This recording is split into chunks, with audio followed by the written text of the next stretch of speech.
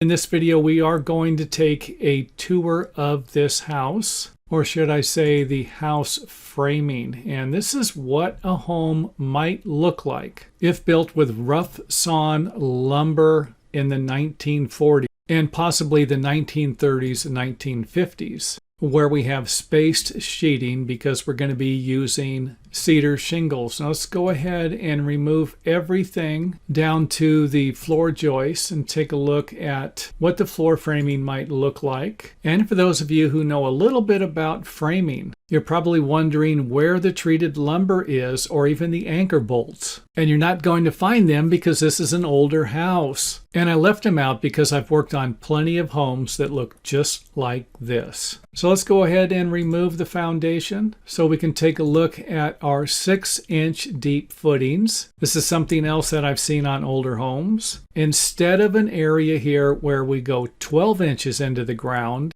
we've only went 6 inches into the ground, and that's 6 inches for everything, including all of the pads that we are going to have for our piers or support beam footings. And since we're going to be using 4x6, we're not going to want to space these out more than 8 feet. And we're going to equally space them throughout the building. You can go back to the floor plan and take the overall width of the building and divide it into thirds to find the distance between the piers. And you can take the length of the building and divide it equally by these spaces here, 5 spaces, to find the on-center spacing this way. So let's go ahead and put the foundation back in there and then take a look at our pockets. These are usually going to be areas that our support beams will be sitting in.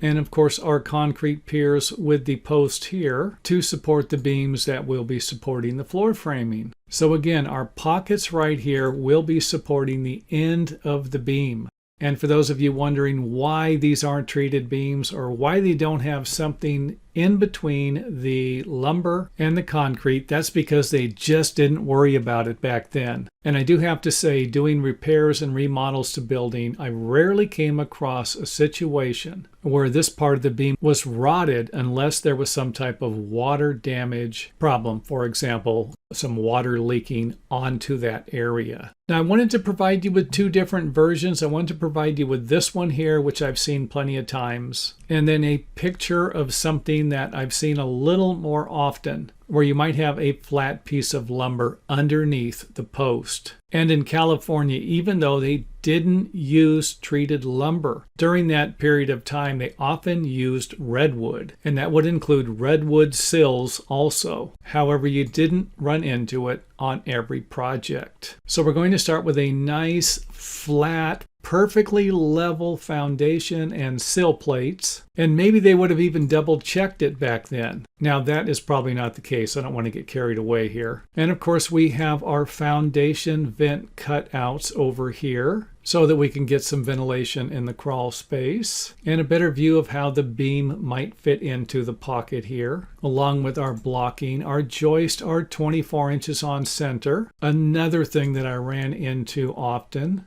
And if you're wondering how the sill plate was attached, what did they do to prevent the plate from moving? Well, it wasn't uncommon to find nails attaching almost any type of wood to concrete. And in some cases, it was a nail that looked like something you would use on a horseshoe. And for all I know, who knows, maybe it was a horseshoe nail. Next up, let's go ahead and install our 1x6 diagonal sheathing. And this was commonly used before plywood. And I can't tell you how many homes I worked on that had this type of flooring, or how many of these boards needed to be replaced while I might have been repairing or remodeling a certain part of the home. Next up, let's go ahead and install our wall framing, and I'm going to do you a favor here and remove all of the foundation because the sheathing was affecting my eyes, and I figured it might do the same with you. And I think it's going to provide us with a better visual presentation. Now, the one thing I did in this house is made every one of the windows the exact same size. And I realize that might not be something you're going to see in a home like this. I have worked on homes like that, so thought I would put it in this design. So here we have the front door going into a little entry area and another door going into the living room. And then here we have one of the bedrooms.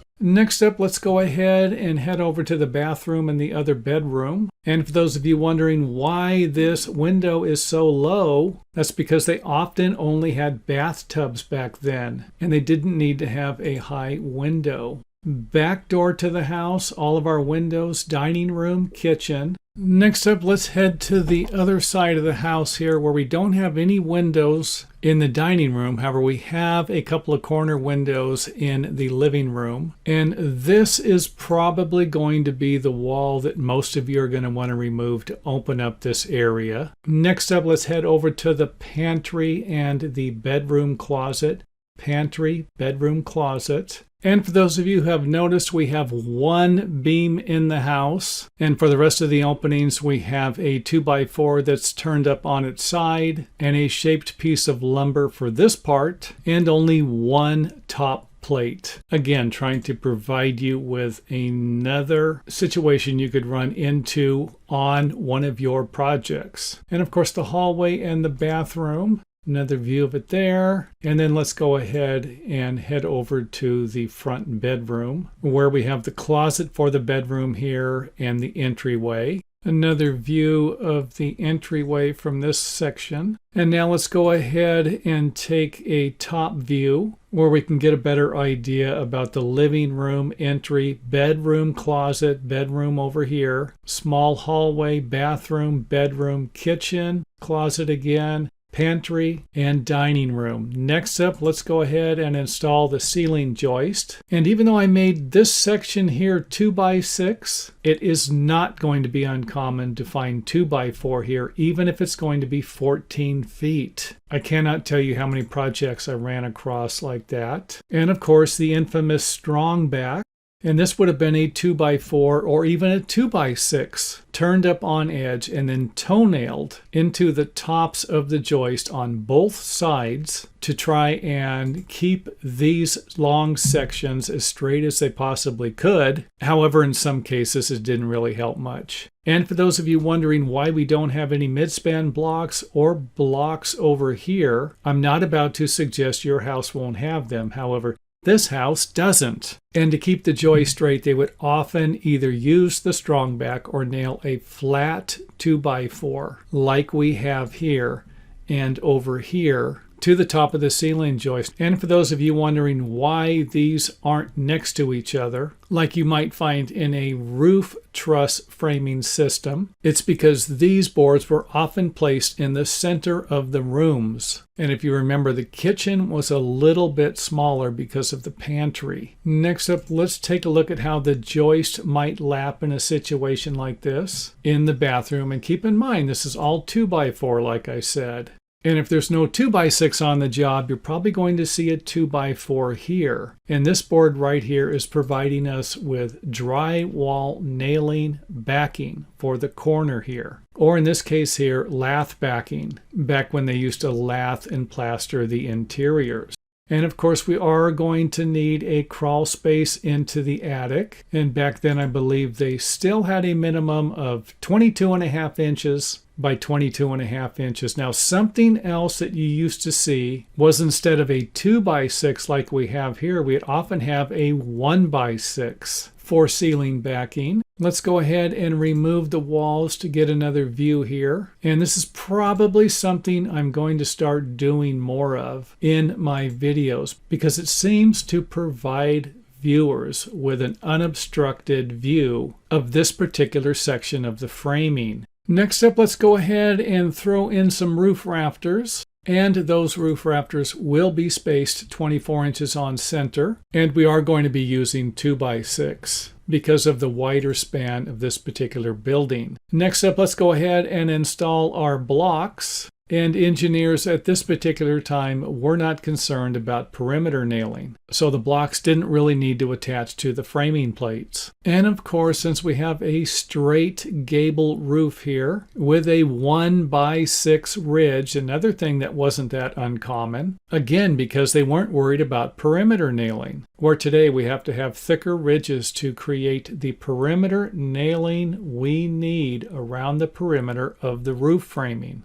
that you're going to get from the plywood roof sheathing that you might not get from spaced sheathing. Next up, let's go ahead and install our gable studs. And the spacing back then might have been 16 inches on center. However, it wasn't uncommon to find these spaced a little further apart. And of course, our barge rafter here, our barge rafter is not going to die into the ridge. It's not going to connect to the ridge because they were often supported by the 1x6 that cantilevered over and held the barge rafter up. Or should I say, held the barge rafter up enough, because it wasn't uncommon, again, for this section of the roof to sag, especially if you had 2 or 3 layers of roofing. Next up, let's go ahead and take a look at our collar ties, 1x4s that are spaced 4 foot on center, or every other rafter in this situation. And again, our barge rafters here were going to be supported by the cantilevered 1x6 roof sheathing. And it wasn't uncommon to have a situation where you used the same roof sheathing, 1x6, and then put one of the smaller pieces in between the longer ones so that we could end up with a nice solid area underneath the eaves. So let's go ahead and wrap the tour of this video up. And thanks for watching. If you enjoyed the video, let us know by hitting the thumbs up button or letting us know in the comment area.